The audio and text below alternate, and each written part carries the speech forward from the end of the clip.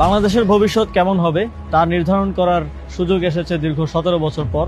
নতুন বাংলাদেশ বিনির্মাণ স্বপ্নের বাস্তবায়ন কঠিন, তবে অসম্ভব নয়।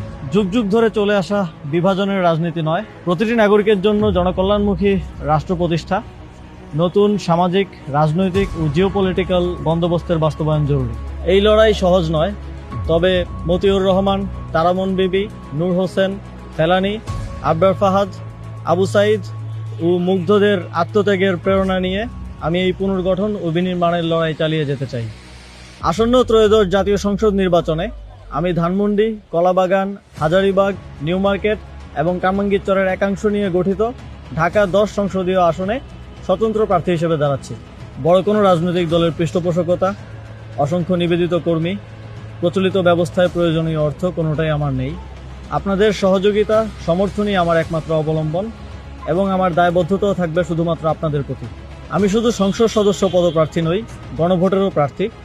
এতগুলো প্রাণের বিনিময়ে দেশ সংস্কারের যে সুযোগ এসেছে তা বাস্তবায়নে গণভোটে হ্যাঁ ভোট দিন।